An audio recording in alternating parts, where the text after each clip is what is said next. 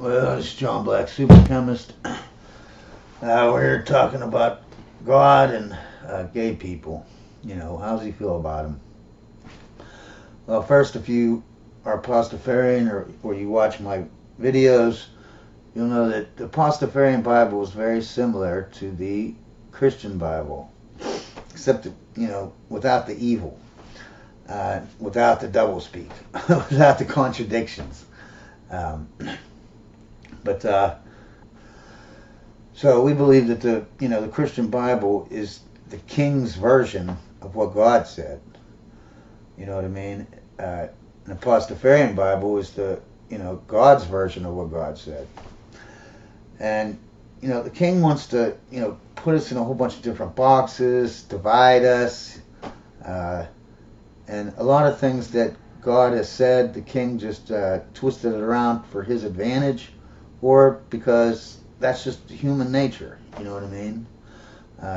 If God says something negative about gay people, some people take it the wrong way, and then they just start killing people. It's just like, back in the day, it didn't rain for a month. They start human sacrificing their children. You know what I'm saying? They're nuts. You know what I mean? This thing about stoning gay people, God never said that. Okay?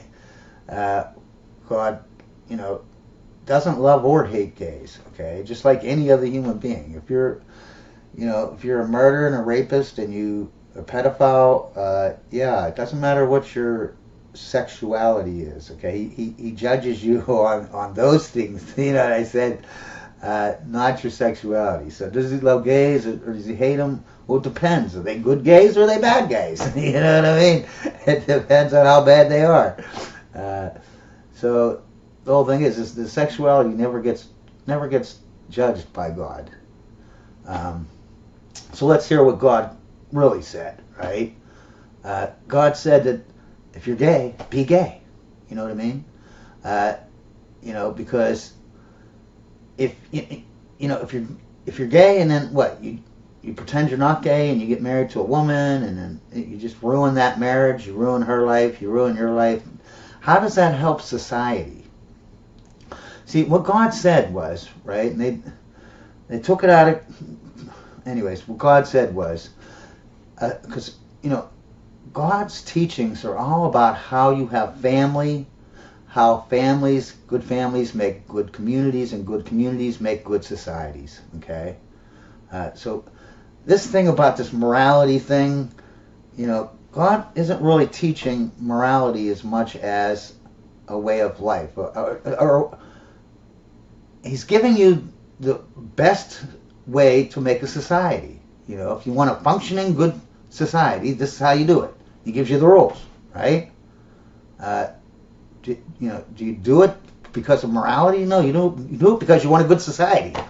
And what he says is, a man and a woman, that makes the best society, right? Because it makes the best family, right? So he has no animosity against gays for being gay, right? He wants a good society, and to have a good society, you have to accept the fact that some people are gay. They're born gay. You know what I mean? They can't help they can't help it. So for them to be happy, they have to be gay. Not everyone can conform to the nuclear family. Some people are just different. They're just too different to conform to this dynamic of family, right? And be happy. They can't do it. You're always going to have a small percentage of people that can't do it or don't want to do it. You know what I mean? See, and the Christians hear this, back in the day, the nuclear family is the best. You know what I mean? And you don't want everyone to be gay or your species will die. You know what I mean? And then they twisted around, turned it around. So that you have to be this nuclear family. And if you ain't this nuclear family, you got to be stoned and you got to be outcast, shunned. No, that isn't what God is saying. No.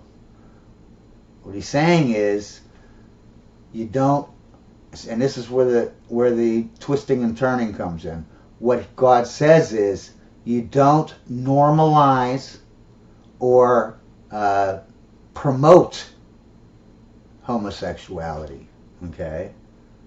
Meaning this pride parades and stuff like that.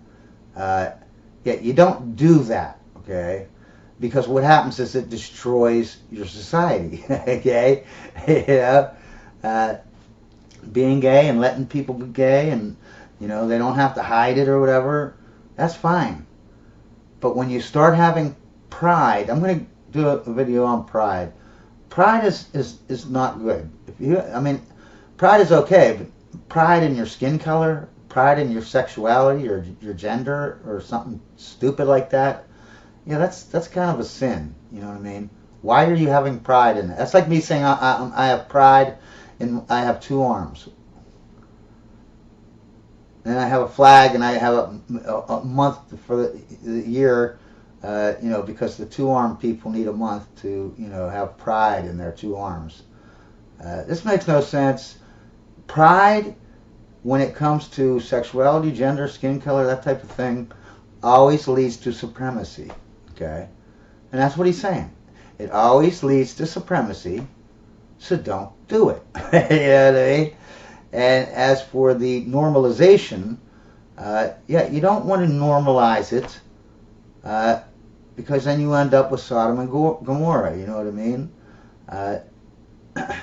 It's the same way with like the OnlyFans or whatever. If there's a small subsection of the population that does that, whatever. But when you normalize it, then once you normalize it, then all the women are doing OnlyFans. Now your society's going to get destroyed. You know what I mean? That's all God's saying. He's not saying that it's evil or bad. It's not bad or evil to be gay. You know, they're just the same as anyone else, okay? They just can't conform to the nuclear family. And as long as you're gay and you don't try to run out and get everyone else to be gay, or have pride in your gay. You shouldn't be ashamed that you're gay. Just like you shouldn't be ashamed, you shouldn't have any pride that you're heterosexual either. You know what I mean? You shouldn't have pride in something so stupid. That's idiotic, man. So he's not saying like, don't have pride because you're gay. Gay's bad. No, he's saying don't have pride in any sexuality. I don't care what your sexuality is. Don't have pride in it. That's stupid. See, the thing is that humans in general are about 80% bisexual, okay? And, you know, obviously there's varying degrees. You could be bi, like right in the middle, and over here is straight, and this is gay. And then you have this whole spectrum. And then 10% are straight and 10% are gay, you know what I mean? Like they can't switch it off under any circumstance. So that's why you don't normalize the gay thing, because you can see how they normalized the trans thing. Now everyone's trans, even though they're not really trans. You know what I mean? If you normalize it and push it on people, you know, people start doing that, and then instead of just, you know, because, yeah, the people that are bi, like in the middle, yeah, they're going to have a hard time. But what about these people that are just slightly bi?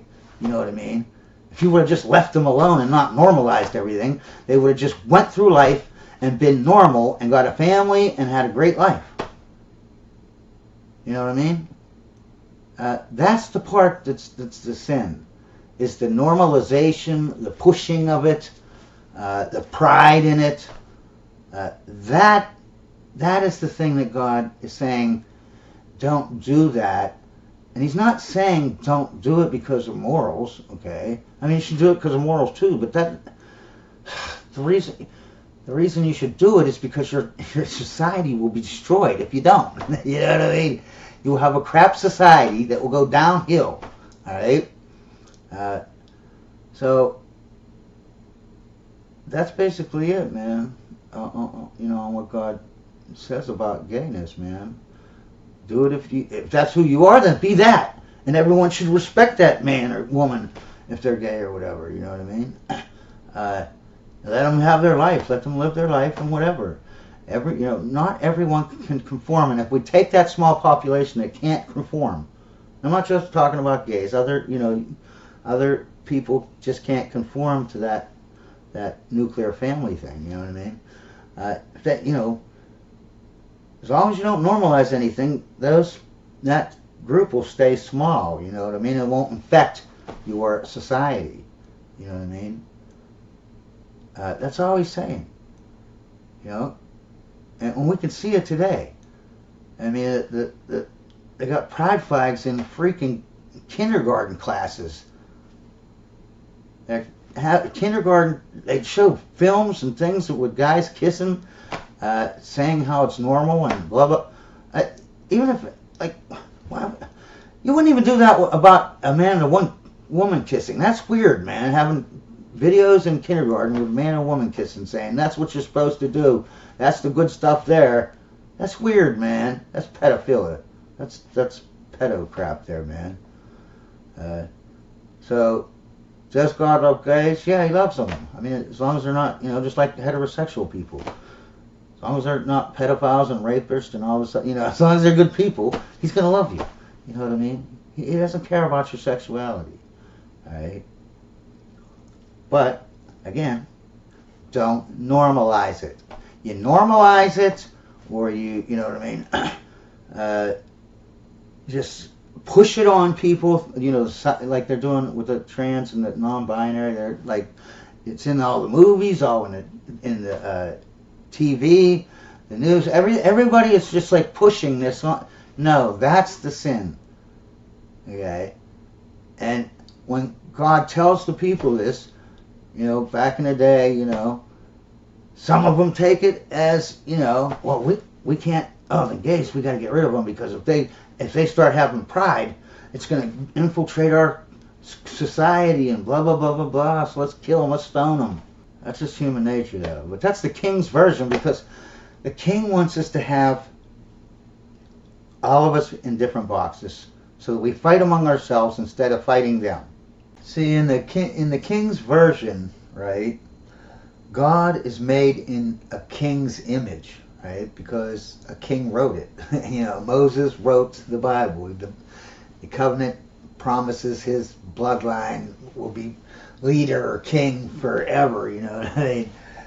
But the king wants to, instill fear in you, because he wants to control you. He wants control, okay? And you can see it in his twisted, bastardized, version in the Christian Bible, you know what I mean? They want you to think that God will come down and, Sodom and Gomorrah. They want you to think that if your society has gays or whatever, that it'll go out and control, stone them, and God will punish you, and then he'll come down, so you better listen, because he'll destroy Sodom and Gomorrah. No. That's his version. That's the king's version. God's version, the city of Sodom and Gomorrah, that it destroyed itself. And that's what the story is supposed to be about, like in the Pastafarian religion or whatever. How God keeps, warning them that you can't normalize stuff. You can't do it, because then your society goes to crap, all right? And then your society destroys itself. And that's what the story's supposed to be, but the king took it, right? He twisted it, turned it, right? So that, God is just going to kill everyone. If it's all about morals, you know what I mean? And it is about morals, but God isn't teaching you do it because of morals or because he said so.